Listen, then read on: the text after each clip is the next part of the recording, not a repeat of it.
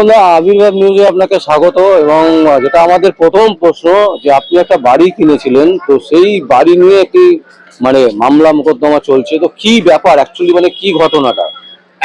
দেখুন, আমি 2021 সালে এই বাড়িটি আমি কিনি। নিচের গ্রাউন্ড পোর্শন। আমার মালিক ছিলেন গোরাচাঁদ বন্দ্যোপাধ্যায়। যার থেকে কিনেছিলেন সে হচ্ছে সাধনা দাস। দিলীপ দাস হচ্ছে তার হাজবেন্ড। তো তার থেকে কিনেছিলেন গোরা দাস, গোরা ভট্টাচার্যা। এবং আমি তার থেকে কিনি 2021 সালে। তো কেনার পর থেকে এই বাড়িতে অনেক রকম প্রবলেম ছিলেন, সেখানে আমি প্রথম বুঝতে পারিনি। কেনার পরে তখনই আমি বুঝতে পারছি যে এখানে অনেক কিছু লিটিগেশন আছে। নাম্বার ওয়ান একটা লিটিগেশন হচ্ছে, যেটা হচ্ছে আমার একটা থেকে একটা গেট আছে, সেই গেটটা হচ্ছে আমার নিজস্ব পার্সোনাল গেট। এবং এই বাড়িটার একটা কমন গেট আছে, সেটা হচ্ছে নর্থ থেকে। তো আমার যে গেটটা আছে সেই গেটটা হচ্ছে আমার একটা আলাদা একটা গেট রয়েছেন, তার সঙ্গে এই গেটটা হচ্ছে আপনার একটা নিজস্ব পার্সোনাল গেট। এবং তার আগে একটা বাড়িতে ঢোকার জন্য একটা গেট আছে, ওটা কমন গেট। কিন্তু ওই গেটকে কেন্দ্র করে আমার সঙ্গে 2022 সালে ওই সুরেশ সিং এদের পরিবারদের সঙ্গে আমার সঙ্গে একটা কথা কাটাকাটি হয় প্রথম। না, তার আগে আমি আরেকটু কথা বলি। আমরা ওইখানে তিনবার মিটিং ডেকেছিলাম যে বাড়ির এখানে পরিস্থিতি কিরকম, কে ওই বাড়ির মধ্যে চারজন হচ্ছে মালিক। এখন একজন মালিক ছিলেন, চারজন কিনেছেন। প্রণব দাস কিনেছেন, অলিকিন্দ সুর এবং তার ওয়াইফ, আর উপরে সুরেশ সিং এবং তার ভাই। তো এদেরকে সবাইকে নিয়ে ডেকে মিটিং হয়েছিল। মিটিং এর মধ্যে অলিকিন্দ সুর আসেননি। তখন বলা হয়েছিল যে এই বাড়ি নিয়ে অনেক কিছু সংস্কার করতে হবে এবং বাড়ির কিছু পরিকাঠামো চেঞ্জ করতে হবে। যেটা কমন গেট, সেই গেটটাতে সবাই যাতায়াত করতে হবে। আমার এই গেট দিয়ে যাতায়াত করতে আমি দেবো না। সরি। তখন আমার সঙ্গে একটু বচসা হয়। তখন আমি একদিন আমার গেটকে আমি তালা মেরে আমি বলে দিয়েছি যে গেট আমি তালা মারলাম, আমি কিন্তু আর গেটকে এখানে ঢুকতে দেবো না। যেটা তোমার কমন গেট, সেই গেট দিয়ে তুমি 3 তলার উপরে উঠবে। এটা প্রথম দিকে একটা ভাব ছিল। তারপরে যখন মামলা নিয়ে যখন স্টাডি করছি বা কাগজপত্র নিয়ে স্টাডি করছি, করতে গিয়ে দেখতে পাচ্ছি যে 3 তলায় যে সুরেশ সিং অ্যানাদার পার্সন যারা আছেন, তারা হচ্ছে অবৈধভাবে ওখানে কনস্ট্রাকশনটা করেছেন 2016 সালে। এই 16 সালে এই একটা কমন এরিয়াকে ওরা রেজিস্ট্রি করে নিয়েছিলেন। ওরা হচ্ছে আমাদের কমন এটা জায়গা, এবং সেই জায়গাটার মধ্যে একটা হলঘর মতো ছিলেন, সেটা কোনো প্ল্যান পাননি। সেটাকে 2016 সালে ওনারা কিনে কনস্ট্রাকশন করেছেন। আমি আপনাদের আগে একটা পূর্বে বাইরে বলেছিলাম, এই সিটি আপনার এলাকায় বেলগাছিয়া, কাশীপুর, আরো জায়গা, বিবি বাজার, এসব জায়গায় যে আপনার ইনলিগাল কনস্ট্রাকশন বা ইনলিগাল কাজ হচ্ছে, তার একটা বহির্ভূত একটা প্রমাণ, জলজন্ত একটা প্রমাণ আমি আমার বাড়িকে দিয়ে আমি আপনাদেরকে সামনে প্রেজেন্ট করছি। ইভেন তখন আমি কি করলাম, আমার সঙ্গে একটা ঝামেলা হয়। ঝামেলা হওয়ার পরে তখন আমার ওয়াইফ অ্যাসাল্টেড হয়। আমাকেও সেখানে গা হাত দিয়েছিলেন, সেই নিয়ে একটা মামলা হয়েছিলেন। ওরা একটা কাউন্টার মামলা করেছিলেন। এই সিটি থানার পুলিশ অফিসাররা একটা, ওই শঙ্কর বলে একজন পুলিশ এসআই ছিলেন, উনি হচ্ছে নন বেঙ্গলি। এই সুরেশ সিং এরা হচ্ছে নন বেঙ্গলি। পয়সা টয়সা খাইয়ে আমি আগে কমপ্লেন করেছি, আমার কমপ্লেনটা পিছনে করেছেন, তার কমপ্লেনটা আগে করেছেন, করে দিয়ে এটা কাউন্টেশন মামলাও হয়েছেন। সেই মামলাতে তারা পানিশমেন্ট পাবেন, এবং তারপরও অনেকগুলি মামলা হয়েছে। ওই হওয়ার পরে আমি তালা মেরে দিয়েছি। আজকে 4 বছর হতে চললো, ওইখানে তালা এইভাবে মারা আছে। 2 নম্বর প্রশ্ন হচ্ছে যে আমি তখন হাইকোর্টে আসি, মহামান্য আদালতে জাস্টিস শম্পা সরকারের কাছে আমরা প্রথম একটা ফাইল করি। ফাইল করার পরে জাস্টিস শম্পা সরকার বলেছেন পরিষ্কার করে যে এটা হচ্ছে সিভিল নেচার অফ কেস। এখানে সিভিল নেচার অফ কেস, এখানে ক্রিমিনাল অ্যাক্টিভিশন হবে না। ওই সুরেশ সিংরা যে মামলাগুলি করেছেন, ওনারা জেনে বুঝে এগুলি করেছেন, ওনারা ইনলিগাল কনস্ট্রাকশন করেছেন। আরেকটা কথা হচ্ছে যে, সেটা আমি পরে বলছি, এবার সেই মতো ভাবে আমরা থানাকে আমার অর্ডারটাকে আমি প্রডিউস করেছি। কমপ্লাই করে দিয়েছি, তারা এসছেন, তাদের সামনে আমার বলা হয়েছে, সেভাবে আমি তালা আজকে 3 বছর বা 4 বছর হতে চললো তালা বন্ধ। এই মতো অবস্থায় জাস্টিস শম্পা সরকারের কাছে অর্ডার করার পরে তখন আমরা ডেমোলিশনের মামলা জাস্টিস অমৃতা সিনহার কাছে আমরা করি। তো উনি মামলাটাকে একটা অর্ডার পাস করিয়ে তখন আমাদের মন মতন হন নেই অর্ডার, তার জন্য আমরা গেলাম অরিজিৎ ব্যানার্জি ও অপূর্ব সিনহার বেঞ্চে গেলাম, জাস্টিস অপূর্ব সিনহার বেঞ্চে, ডিভিশন বেঞ্চে। তো ডিভিশন বেঞ্চে অর্ডার দেওয়ার পরেও একটা ডাইরেক্টেড করেছিলেন যে কর্পোরেশন কেন এটাকে ভাঙলো না, কেন তাদের উপরে ডাইরেকশন হয়, সেই ডাইরেকশন অনুযায়ী কর্পোরেশন লোক একটা তার উত্তর দিয়েছেন। ইভেন ওই আমার বাড়িতে গেছিলেন তারা ভেরিফিকেশনের জন্য, ইন্সপেকশন করে দেখেছেন ওটা পুরোটাই মানে ইনলিগাল কনস্ট্রাকশন, কর্পোরেশনের লোক সেখানে পয়সা খেয়ে এই নেতা যারা আছেন এই আপনার শান্তনু সেন, কাকুলি সেন, আপনার দাড়িওয়ালা অতীন ঘোষ, এদেরই ছত্রছায়া এরা কি করেছেন, পয়সা খেয়ে ওই বাড়িটাকে কনস্ট্রাকশন করার জন্য অনুমতি তারাই দিয়েছেন। কর্পোরেশন কি করেছেন, তাদেরই লোক, তারা বলছে 50% ইনলিগাল করেছেন আর 50% লিগাল করেছেন।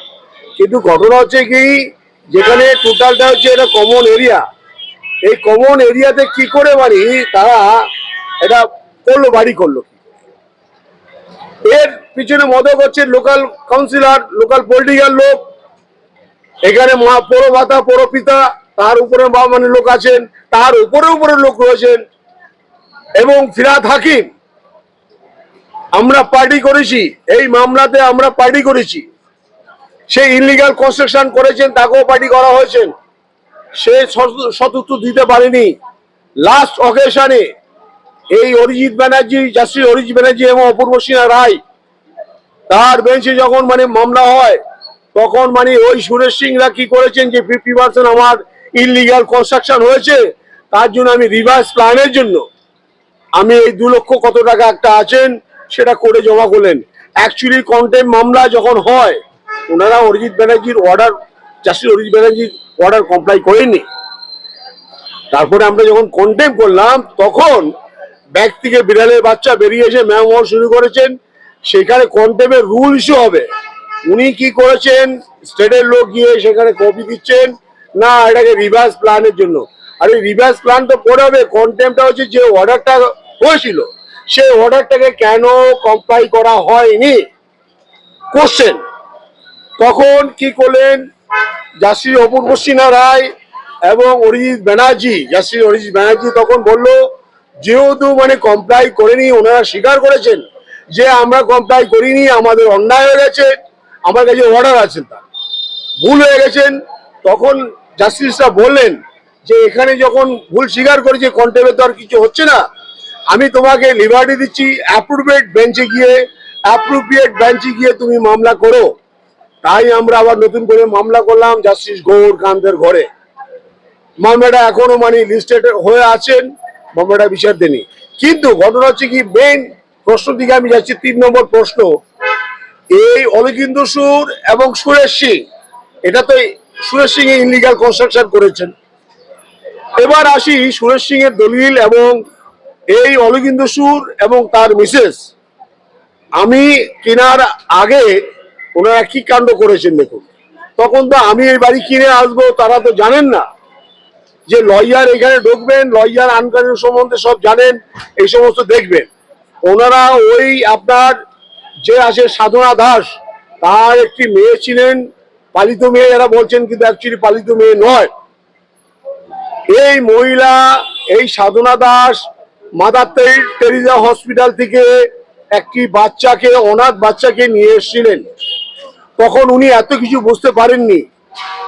তার যে প্রসিডিং উনি আছে লিগাল, যখন কেউ দত্তক নেন, দত্তক নেওয়ার কতগুলি প্যারামিটার আছে, সেগুলিকে আইনগতভাবে করতে হয় এবং মাদার টেরেজা হসপিটাল থেকে নিয়ে আসার সঙ্গে লোকাল থানাকে ইনফর্ম করতে হয়, তারপরে তাকে পেপারে অ্যাড দিতে হয়, তারপরে আরো আনুষঙ্গিক কাজ আছেন।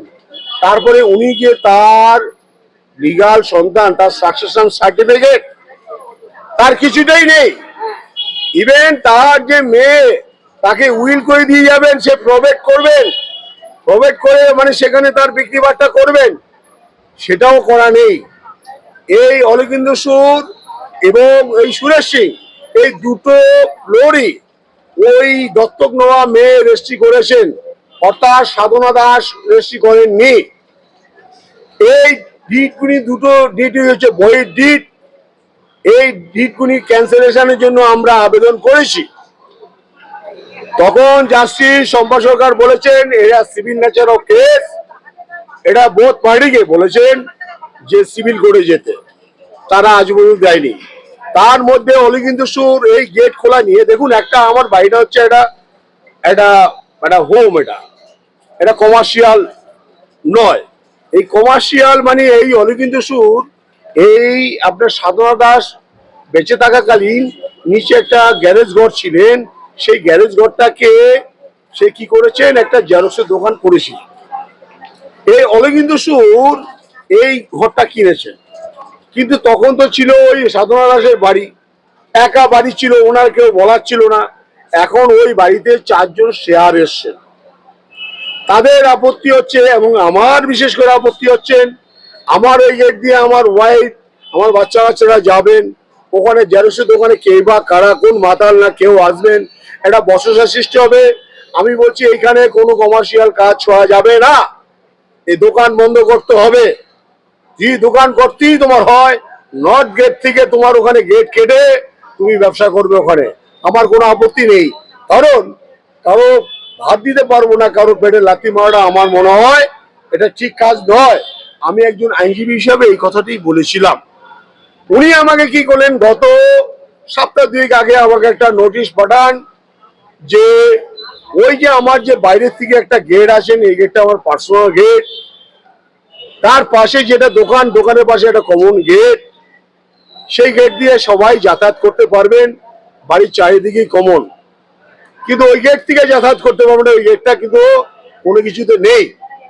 গেটটা বলা আছেন মানে যেটা হচ্ছে জেরক্সের পাশে যে গেট, সেই গেটটার কথা বলা আছেন, সেটা কমন গেট। কেন ট্যাঙ্কি পাশে আছেন, লোক আসতে হবে, যেতে হবেন, বা আমাকে উপর দিয়ে কখনো যেতে হতে পারে এই গেট দিয়ে, আমার কাছে চাবি আছেন।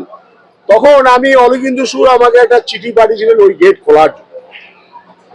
আগে আমি বলেছি তোমার যে বাড়ি, তুমি যে বাড়ির ল্যান্ড ওনার, তোমাকে যে সাধনা দাসের তুমি বলছো মেয়ে, সে মেয়ে অ্যাকচুয়ালি কি তার মেয়ে? তুমি তোমার দলিল হচ্ছে বয়ের দলিল, তোমার দলিল হচ্ছে বাজেত্ব দলিল, ইনলিগাল ডিড। এই ডিড ক্যান্সেল করো, তুমি আগে প্রমাণ করো যে তোমার এটা বাড়ি, তবেই তুমি গেটের কথা পড়ে আসবে। আগে তোমার নিজের বাড়ি না, তুমি গেট দিয়ে কি বলবে? সেম টু সেম এই সুরেশ সিং অ্যানাদার পার্সন যারা আছেন, এদেরও তাই। এদেরই এই মহিলাই সাধনা দাসের এই বলছেন যে পালিত মেয়ে, পালিত মেয়ে। কিন্তু পালিত মেয়ে যদি অ্যাডপ্টেড কাউকে নেয়, অ্যাডপ্টেড নেওয়া কোনো ক্ষতি নেই, কোনো ভালো কাজ। কারো বাচ্চা বাচ্চা নেই, সে নিতে পারেন। অ্যাকচুয়ালি সাধনা দাস এবং দিলীপ দাস যে সন্তান ছিলেন, আরো একটি মেয়েকে মানে তারা মানুষ করেছেন। এই নয় মানুষ করাই মানে যে তার ছেলে মেয়ে, তার দুটো মেয়ে, সেটা বুঝায় না। আইনগতভাবে কতগুলি কাজ আছে সেগুলি করতে হয়। তো আপনাদের প্রেসে আজকে আমি এই কথাই বলতে এসেছি এই কারণে যে সত্যকে উদ্ঘাটন করাটা হচ্ছে একটি আইনজীবীর কাছে খুব গুরুত্বপূর্ণ কোশ্চেন এবং অ্যান্সার দেওয়ার এটা থাকে মক্কেলদেরকে। মক্কেল অ্যান্সার চায়, আমরা কোশ্চেন করে আমি অ্যান্সার আমরা দেই। কিন্তু একটাই কথা হচ্ছে কি, ওই বাড়িটি নিয়ে এখন এমনই পর্যায়ে রয়েছেন, এই বাড়ির মালিকানা এরা কেউই না। ওই সুরেশ সিং এবং এই যে আপনার নিচে যে আছে অলিকিন্দ সুর এবং তার ওয়াইফ, এরা কেউই মালিকানা নেই। কারণ ওই ডিডটা হচ্ছে ইনলিগাল ডিড। ওই সাধনা দাসের যে পালিত বলছেন, পালিত মানে একে মানুষ করেছেন, ও হচ্ছে সাঁওতাল, আর হচ্ছে সাধনা দাস দিলীপ দাসের ওয়াইফ। দিলীপ দাস আগে মারা যান, তারপরে সাধনা দাস মারা যায়। তাহলে যে ব্যক্তির কোনো তার সাকসেশন সার্টিফিকেট নেই, তাকে কোনো রকম পাওয়ার দিয়ে যায় নাই, তাকে উইল করে দিয়ে যায় নেই, তারপরে কি করে সে রেজিস্ট্রি করলো? আজকে ধরুন আমাকে কেউ বললো, বাবা বললো যে আমি অমুকের বাবা, আমার নামে একটা আধার কার্ড, একটা ভোটার কার্ড, এখন আপনার অনেক জাল হচ্ছে প্যান কার্ড, যে কোনো লোক করতে পারে। তাতেই তা বোঝা যায় না আমি তপন রায়ের ছেলে মেয়ে। তার ছেলে মেয়ে হতে গেলে তার কিছু প্যারামিটার আছে, সেগুলো দেখাতে হবে। আগের দিনে যদি হয়ে থাকে বাড়িতে হলে তার নিশ্চয়ই তার বার্থ সার্টিফিকেট হবে। কর্পোরেশনে গিয়ে বলতে হয়, হসপিটালে গিয়ে বলতে হয় বাড়িতে হয়েছেন, সেগুলি বার করতে হয়। এইখানে জালি কাজ করে এই রেস্ট্রিগুনি করেছেন। তাই অলিবিন্দু সুরকে আমি তার উত্তর দিয়েছি। আমি সেই লেটারটা আমি নেক্সট দিন আপনাদেরকে যখন বাইক দেবো, আমি সবটাই দেখাবো। আমার বাড়ির ছবিও আপনাদেরকে পাঠাচ্ছি। আপনার এলাকা পশ্চিমবাংলাবাসীকে, সারা ভারতবর্ষের মানুষকে দেখান যে আমার শ্বশুর বাড়িকে নিয়ে আমি কেন্দ্র করে বলেছিলাম যে ওখানে যে ইনলিগাল কনস্ট্রাকশন হচ্ছে, যে ওখানকার লোকাল যে অসাধু নেতা নেত্রী যারা আছেন, যারা নেতা আছেন, তাদের নাম বলেছি আমি। এই অতীন ঘোষ, শান্তনু সেন, কাকুলি সেন, তাদের উপরে আরো মাথা আছেন, আপনারা জানবেন। আজকে কিন্তু তারা মাথা চারাটা উঠেছেন, এতটাই রাস্তার ডেরে ইট শুদ্ধ খেয়ে নিচ্ছেন, এতটাই ওদের পেটে খালি পেট ছিল। সিপিএম 34 বছর মানে ওদেরকে না খেয়ে ওদের পেট খালি করে দিয়েছিলেন। ওরা এসে এমন ওদের পেট আর পিঠ একসঙ্গে লেগে গেছে, যা পেয়েছেন তাই খেয়েছেন। আমার হাসি পায়, দুঃখ লাগে। দেখুন, যারা অনার লোক তারা যা পাবে, খিদার টাইমে সবই খেয়ে নেবে। গাছ, ইট, রাস্তা সব খেয়ে নিয়েছেন। এই তৃণমূল সরকার যারা এনেছেন, আমরা যে এনেছি, এই কারণে আমরা আনিনি। আমরা এনেছিলাম যে বামফ্রন্ট সরকার নাকি অত্যাচারিত করেছেন মানুষকে। হ্যাঁ, লাস্টের মানে 10 বছর বামফ্রন্ট একটু খারাপ কাজই করেছেন, কিন্তু তার থেকে 100 গুণ খারাপ কাজ করছেন আমার এই সরকার। কারণ মমতা ব্যানার্জি যেই আন্দোলনের যে প্রথম শুরু থেকে যেই প্রতিশ্রুতি দিয়েছিলেন, তার মধ্যে একটাও প্রতিশ্রুতি আজ পর্যন্ত করতে পারেনি। শুধু মাইলস্টোনের পর মাইলস্টোন খালি পুঁতেই গেছেন, আজ পর্যন্ত কিছু করতে পারেনি। সিঙ্গুর নিয়ে আন্দোলনে মমতা ব্যানার্জি এসেছিলেন, মেদিনীপুর আন্দোলন করে নিয়ে এসেছিলেন। আজকে মেদিনীপুরের অবস্থা দেখুন, ঘাটারে ওই দেব, তার এলাকায় মানে জলে মানুষের গলা অব্দি জলে সাঁতার কেটে যেতে হচ্ছে, এখনো তার পরিকল্পনা করে উঠতে পারছে না, তার প্রকল্পটা এখনো করতে পারছেন না। সিঙ্গুরে এত বড় টাটা থেকে দিল, ন্যানো কারখানা আসবে, আজকে ওখানে কারখানা হলে অনেক পশ্চিমবাংলার মানুষের চাকরি বাকরি হতো, ওখানে হসপিটাল হতো, উন্নয়ন হতো, সেগুলি কিছু করেননি তারা। কেন করেননি? এখন অজুহাত দিচ্ছেন বামফ্রন্ট। কোথায় বামফ্রন্ট আটকিয়েছে? ওখানে মানে টাটা থেকে সরিয়ে দিল, আজকে গুজরাটে চলে গেল টাটা। আজকে গুজরাটের অবস্থা দেখুন, পশ্চিমবাংলার মানুষ দেখুন, গুজরাটের মানুষ কত না খেয়েছিল, আজকে তারা পয়সাওয়ালা হয়েছেন। কেন? একটা কারখানা হলে অনেক রকম বাণিজ্য আসেন, খাওয়ার দাওয়ার, হোটেল ফোটেল, মানুষের থাকার কর্মস্থান সবকিছু বেড়ে যায়। আজকে সিঙ্গুরে সেটা কিন্তু করতে দিলেন না। এই মমতা ব্যানার্জি যা কথা বলেছেন, আমার সেম, আমি এই দলের প্রতিনিধি হলো। দেখুন, আমি আদৌ কংগ্রেস করতাম, আমি কংগ্রেসের ছেলে, আমার পরিবার সবাই সিপিএম এ, আমার বাবা মা সবাই সিপিএম এ, আমার বড় বড় নেতা আমার ফ্যামিলিতে রয়েছেন, আমি নাম বলতে চাচ্ছি না, কিন্তু তথাপিও আমি অন্যায়কে কখনো বরদাস্ত করি না। আমি কংগ্রেস পার্টির লোক, তাই মমতা ব্যানার্জি আমি সাপোর্ট করি। কিন্তু সে যদি ভুল কাজ করে তাকে আমি সাপোর্ট করব না। আমার বিগত যদি কোনো প্রোফাইল দেখে থাকেন তো তাহলে দেখবেন আমি অতীতে অনেক কিছু বলেছি। আমরা হচ্ছে আইনজীবী মানুষ, আমরা কোনো দল বলকে পছন্দ করি না।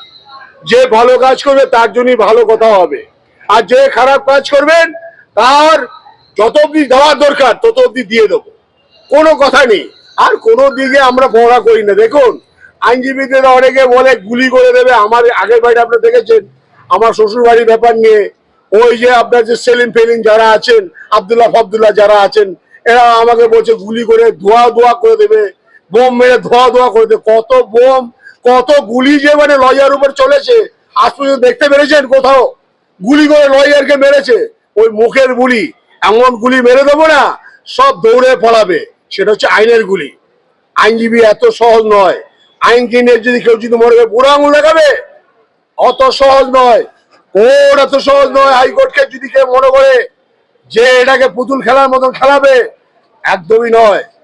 যেই করুক, এই রাজ্য সরকার করুক, সেন্ট্রালের লোক করুক, যেই করুক, আমার কথা হচ্ছে এটাই, এত সহজ নয়।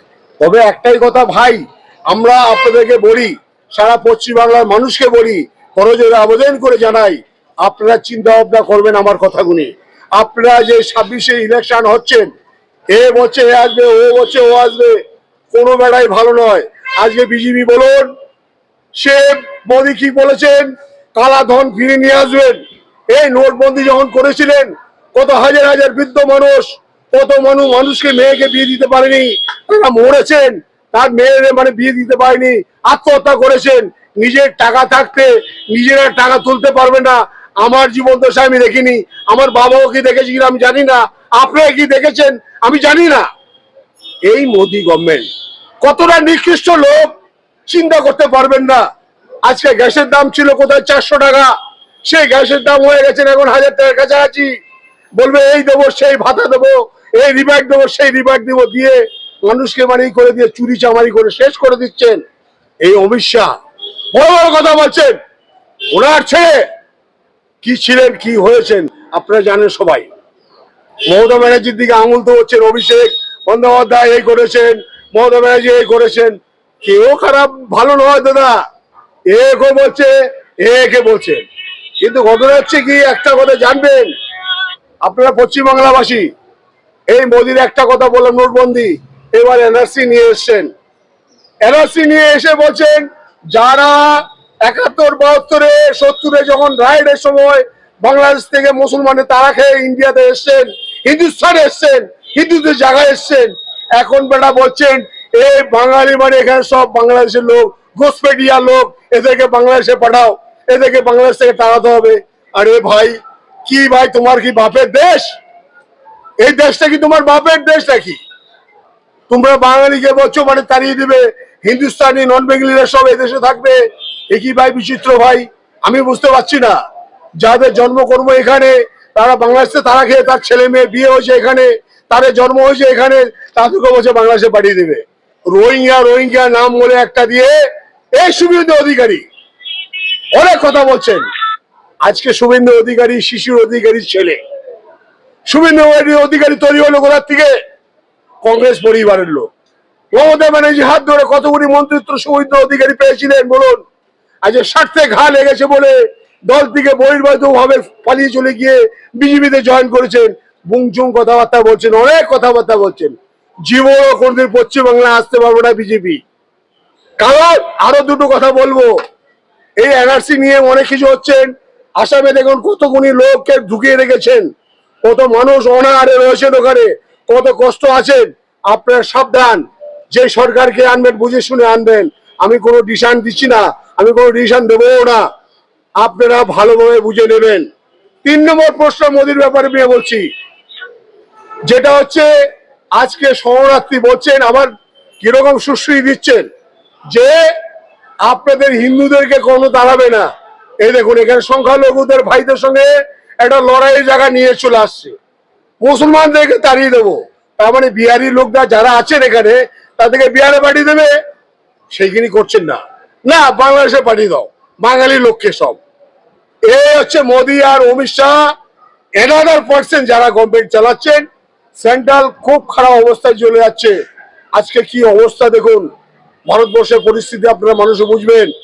অর্থনৈতিক অবস্থা কি পরিস্থিতি, দ্রব্যমূল্যের অবস্থা কি অবস্থা, মানুষ গরিব মানুষ কি করে খাবে, কি করে বাঁচবে, এটাই সবচেয়ে বড় প্রশ্ন। তার উত্তর খুঁজে মানুষ বেড়াচ্ছেন। কোন সরকারকে নিয়ে এসছেন? একদিকে সেন্ট্রালে নিয়ে এসছেন একজনকে, আরেকজন নিয়ে এসে রাজ্য সরকারকে। সিপিএম মানে থাকতে আরো অনেক ভালোই ছিল। এখন মানে মানুষ বলছে সেন্ট্রালে যদি কংগ্রেস থাকতো খুব ভালো হতো, এত অরাজকতা করতে পারতো না। সত্যি কথা তাই। মমতা ব্যানার্জি একা দেশটা চালাচ্ছেন তো পশ্চিমবাংলাটা, ওনার পক্ষে সম্ভব হচ্ছে না। উনি একা মানুষ, উনি সৎ হলে হবে না।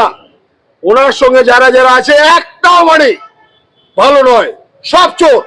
একটা কাউন্সিলর আমার ওখানে গুপি বলে থাকেন, ওই আপনার মানে নপাড়া গুপি নাম বলে বলছি, আমার ঘরে খাটটা ও পালিশ করেছেন।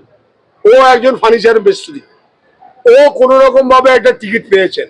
আজকে গুপি গুপি, ওর নাম গুপি না, গোবেশ্বর ভাগ হয়ে গেছে এখন। ওর নাম গোবেশ্বর ভাগ।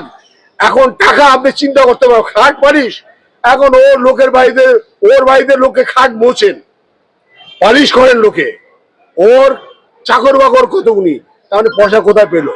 সব চুরি চামানি করে সব উদ্ধার করে দিচ্ছেন, আর আমাদের আপনাদের পকেট খালি করেছেন সব। কি বলছি মানে পেট দোতরা লেগে গেছে, বাংলা ভাষা বুঝেন? দোতরা মানে জানেন, পিঠ আর পেট একসঙ্গে লেগে গেছেন। যা পেরেছেন 34 বছর বাপবন এদের অবস্থা খুব খারাপ করে দিয়েছে। এরা খিদায় পেট অবস্থা এত খারাপ, যা পেয়েছেন দাদা, পচা দশা, ইট বালি সিমেন্ট, রাস্তাঘাটে গাছ সব খেয়ে ফাঁকা করে দিয়েছেন। ইনলিগাল কনস্ট্রাকশন, এ তো অনুমত হচ্ছেন। 2 ফুট রাস্তার মধ্যে G+4 দিচ্ছেন, 2 ফুট রাস্তায়। আমি পরের বাড়িতে আসবো আস্তে আস্তে, বলেছি আপনাদেরকে যে ইনলিগাল কনস্ট্রাকশন কোথায় করে। দেখুন আমার বাড়ি, 5/1C হ্যামডেল হেড, এই বাড়ির এই অবস্থা। আজকে ধরুন আমি যদি না যেতাম, এই মানুষটা কি বলতো শুনেছি, এই সাধনা দাসের যে মেয়েটিকে মানুষ করেছিল বলছে, এর কাছে লালন পালন করে বড় করেছে, এই নয় তার মেয়ে। এই মহিলাকে মদ গাঁজা, এই মহিলা সব দেখতে অখাদ্য দেখতে, এই মোটা, শুনেছি অন্তত 2-3 কোটি টাকার প্রপার্টি বিক্রি করে খেয়েছেন এই মহিলাটি, এই মেয়েটি। এই সাধনা দাসের যে মেয়েটিকে মানুষ করেছে বলছেন। ইভেন এই যে অলিকুন্দু সুর এবং সুরেশ সিং, উপরে যে 3 তলা যাকে ডাবলুশনের মামলা, ও তো হবে, পৃথিবীর কারো ক্ষমতা নেই, ও ডাবলুশন এমনি হবে। ওর ডিট তো ক্যান্সেল এমনি, কেননা ওই ডিট তো বয়েড ডিট নয়, অ্যাকচুয়ালি ওর ডিটটা তো কনফার্ম ডিট নয়, ওর ডিটটা ওই ক্যান্সেলেশন ডিট। কেন ওই মেয়ে করেছেন, ওই মেয়ের নাম সাকসেশনের সার্টিফিকেটও নেই, তার নামে মিউটেশনও নেই। কি করে সে রেজিস্ট্রি করলো, আর রেজিস্ট্রি অফিস আপনার দমদম কাশীপুর করলো কি করে জানি না, তবে তার কোনো দোষ নেই। তার কাছে বলছে এই হচ্ছে আমার বাবা, এই ডেথ সার্টিফিকেট, এ হচ্ছে আমার মা, আমার ডেথ সার্টিফিকেট, এই হচ্ছে ওনার মেয়ে, ওনার নামে Aadhaar card, PAN card, voter card, এখন জানেন তো পয়সা দিলে সব হয়। তা বলে তা নয় তার মেয়ে, তা বুঝাই নয়, তার দেখতে হবে কি কাগজপত্র আছে। তবে এইসব ঘটনাকে কেন্দ্র করে আজকে একটা বড় উত্তাপ শুরু হয়েছে। আমার বাড়ির এই অলিকুন্দু সুরের অবস্থা এমন হবে, আমি বলেছিলাম যে তোকে আমি কিছু করবো না, তুই যদি ঠিকঠাক থাকিস ভাই আমার সঙ্গে লাগবি না। কিন্তু আইনের চক্করেও আমাকে নোটিশ করেছেন, সমন পাঠিয়েছেন, আমিও তার উত্তর দিয়েছি। এবার লিগ্যাল প্রসিডিং যা যা হওয়ার আমি তো করবোই। আমি তো লয়ার, আমি তো কখনো আগুনকে মানে নিভাতে পারি না। আগুন জ্বলছে জ্বলতে দাও, একটা টাইমে কি নিভাবো, আমি নিভাবো।